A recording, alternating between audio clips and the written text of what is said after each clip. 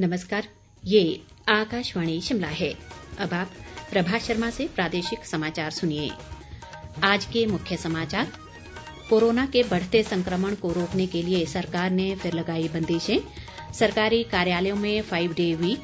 कार्यालयों में केवल 50% कर्मचारी ही आएंगे एक समय। सामाजिक समारोह में 50 लोग ही ले सकेंगे हिस्सा। पब्लिक ट्रांसपोर्ट में भी अब 50% सवारियों की शर्त लागू।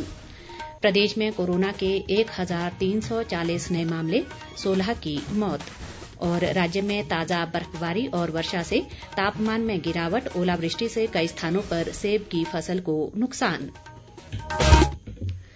कोविड मरीजों की संख्या फिर से बढ़ रही है, इसलिए सभी श्रोताओं से अपील है कि कोई भी कोताही न बरतें, सभी सुरक्षा उपायों का पालन करें और 45 वर्ष से ऊपर के सभी लोग बेहिचक टीका लगवाएं। सुरक्षित रहें और इन आसान उपायों का पालन करें। मास्क पहनें, 2 गज दूरी है जरूरी, सुरक्षित दूरी बनाए रखें, हाथ और मुंह साफ रखें। अब समाचार विस्तार से। प्रदेश सरकार ने राज्य में कोरोना संक्रमण में तेजी से हो रही वृद्धि के दृष्टिगत प्रतिबंध बढ़ा दिए हैं। मुख्यमंत्री जयराम ठाकुर ने आज शिमला में पत्रकारों से बातचीत में कहा कि सरकार ने शादी समारोहों में हिस्सा लेने वालों की संख्या 50 तक सीमित कर दी है। अन्य सामाजिक समारोह जिनमें अंतिम संस्कार भी शामिल है, में भी अब 50 लोग ही एक समय में हिस्सा ले सकेंगे। उन्होंने कहा कि कोरोना संक्रमण को रोकने के लिए सरकारी कार्यालयों में अब सप्ताह में सिर्फ 5 दिन काम होगा और शनिवार व रविवार को अवकाश रहेगा। यही नहीं, सरकारी कार्यालयों में एक समय में 50% कर्मचारी ही काम पर आएंगे। सरकार ने पब्लिक ट्रांसपोर्ट को भी अब केवल 50% सवारियों के साथ चलाने का निर्णय लिया है। राज्य के सभी स्कूल, कॉलेज और विश्वविद्यालय 1 मई तक बंद रहेंगे। इस दौरान शिक्षक और गैर शिक्षक स्टाफ को भी अवकाश रहेगा। नवरात्रों के बाद सभी मंदिरों में श्रद्धालुओं के प्रवेश पर रोक होगी। हालांकि मंदिरों में पूजा पाठ पहले की तरह जारी रहेगी। मुख्यमंत्री ने कहा कि सभी रैलियां भी सरकार ने स्थगित कर दी हैं और किसी भी पब्लिक मीटिंग में केवल 50 लोग ही एक समय में हिस्सा ले सकेंगे। सरकार ने नई बंदिशों को लेकर अधिसूचना जारी कर दी है। मुख्यमंत्री ने लॉकडाउन की आशंका के मद्देनजर प्रवासी मजदूरों के पलायन पर कहा कि फिलहाल प्रदेश में लॉकडाउन की कोई संभावना नहीं है। उन्होंने ठेकेदारों से प्रवासी मजदूरों का पलायन रोकने का आग्रह किया और कहा कि सरकार इन मजदूरों को हर संभव सुविधा प्रदेश के भीतर उपलब्ध करवाएगी। मुख्यमंत्री ने राज्य के बाहर, खासकर कोरोना से अत्याधिक संक्रमित स्थानों से लौट रहे प्रदेशवासियों को अपने आप को कम से कम 1 सप्ताह के लिए क्वारंटीन करने अथवा अपना कोरोना टेस्ट करवाने की अपील की है। प्रदेश में कोरोना संक्रमण में तेज वृद्धि लगातार जारी है। राज्य में आज अभी तक 1340 नए कोरोना पॉजिटिव मामलों की पुष्टि हुई है। इनमें से सर्वाधिक 265 मामले सोलन जिला में दर्ज किए गए। इसके अलावा ऊना में 173, शिमला में 164, सिरमौर में 155, हमीरपुर में 138, मंडी में 107, बिलासपुर में 104, लाहौल स्पीति में 78, कांगड़ा में 68, कुल्लू में 36, किन्नौर में 35 और चंबा में 17 मामलों की पुष्टि हुई है। प्रदेश में कोरोना के कुल मामलों की संख्या बढ़कर 79,410 हो गई है। इनमें से 10,027 मामले सक्रिय हैं। प्रदेश में आज अभी तक 16 लोगों की कोरोना से मौत भी हुई है। राज्य में अब तक 1,206 लोगों की कोरोना से जान जा चुकी है। इस बीच कोरोना के बढ़ते प्रकोप को देखते हुए आईजीएमसी शिमला में ओपीडी के समय में बदलाव किया गया है। अस्पताल में अब सुबह 8 बजे से दोपहर 1 बजे तक ही ओपीडी संचालित होगी। नई व्यवस्था 22 अप्रैल से लागू होगी। राज्यपाल बंडारू दत्तात्रेय ने पत्रकारों का आह्वान किया है कि वे मास्क पहनने, उचित दूरी और स्वच्छता से संबंधित संदेश प्रमुखता से आम जनता तक पहुंचाएं। खासकर ग्रामीण क्षेत्रों में इस बारे में अधिक जागरूकता पैदा की जानी चाहिए ताकि कोरोना संक्रमण में तेजी से हो रही वृद्धि को रोका जा सके।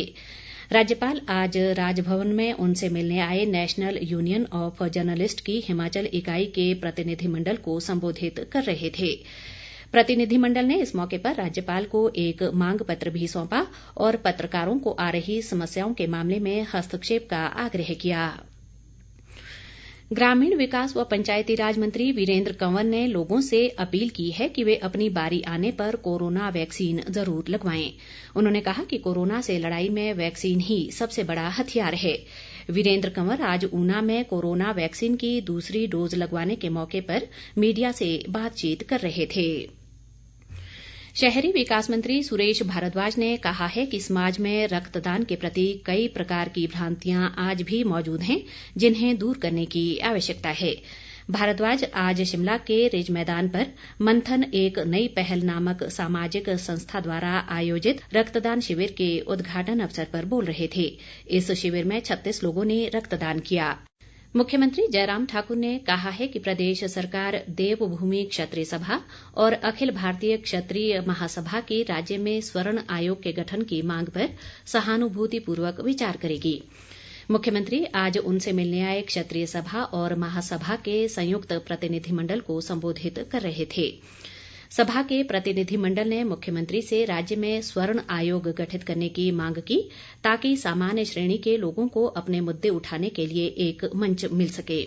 इससे पूर्व क्षत्रिय सभा और महासभा ने पुराने बस अड्डे से प्रदेश सचिवालय तक एक मार्च निकाला तथा सचिवालय का घेराव भी किया।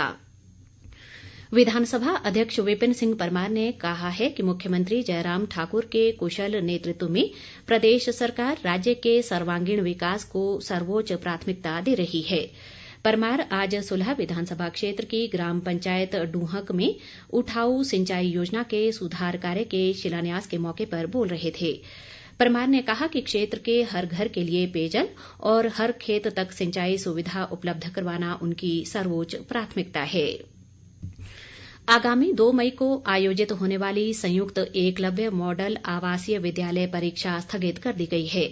प्रदेश सरकार के एक प्रवक्ता ने शिमला में कहा कि सरकार ने 1 मई तक सभी एकलव्य मॉडल आवासीय विद्यालयों और छात्रावासों को भी बंद रखने का निर्णय लिया है। हिमाचल प्रदेश पुलिस प्रशिक्षण महाविद्यालय डरोह में जेल वार्डर के तीसरे दस्ते के 10 प्रशिक्षुओं का प्रशिक्षण पूरा होने के उपलक्ष्य में आज पासिंग आउट परेड का आयोजन किया गया। परेड की सलामी पुलिस प्रशिक्षण महाविद्यालय के प्रधानाचार्य व डीआईजी बिमल गुप्ता ने ली। बिमल गुप्ता ने इस मौके पर कहा कि प्रशिक्षण के दौरान इन जेल वार्डर को कानून की बारीकियों, जेल में कैदियों की सुरक्षा और उनके साथ व्यवहार के बारे में प्रशिक्षण दिया गया। प्रदेश के अधिक ऊंचाई वाले व जनजातीय क्षेत्रों में आज सुबह से ही रुक रुक कर बर्फबारी हो रही है, जबकि राजधानी शिमला सहित राज्य के कई निचले क्षेत्रों में इस दौरान वर्षा हुई और कुछ स्थानों पर ओले भी गिरे। इस ताजा वर्षा व बर्फबारी से खासकर राज्य के मैदानी इलाकों में लोगों को तपती गर्मी से हल्की राहत मिली है। साथ ही पेयजल संकट से भी कुछ राहत मिलने की उम्मीद है। हमारे सोलन जिला संवाददाता लक्ष्मीदत्त शर्मा के मुताबिक ये वर्षा कृषि और बागवानी के लिए काफी फायदेमंद मानी जा रही है। मौसम विभाग ने आज और कल राज्य के अधिकांश स्थानों पर वर्षा तथा अधिक ऊंचाई वाले स्थानों पर बर्फबारी की संभावना जताई है। विभाग ने आज और कल राज्य के 9 जिलों में मैदानी और मध्यम ऊंचाई वाले कुछ स्थानों पर तेज आंधी चलने, ओलावृष्टि, अंधड़ तथा आसमानी बिजली गिरने का येलो अलर्ट भी जारी किया है। अंत में मुख्य समाचार एक बार फिर। कोरोना के बढ़ते संक्रमण को रोकने के लिए सरकार ने फिर लगाई बंदिशें। सरकारी कार्यालयों में 5 डे वीक, कार्यालयों में केवल 50% कर्मचारी ही आएंगे एक समय। सामाजिक समारोह में 50 लोग ही ले सकेंगे हिस्सा। पब्लिक ट्रांसपोर्ट में भी अब 50% सवारियों की शर्त लागू। प्रदेश में कोरोना के 1340 नए मामले, 16 की मौत और राज्य में ताजा बर्फबारी और वर्षा से तापमान में गिरावट, ओलावृष्टि से कई स्थानों पर सेब की फसल को नुकसान। इसी के साथ ये समाचार बुलेटिन समाप्त हुआ। नमस्कार।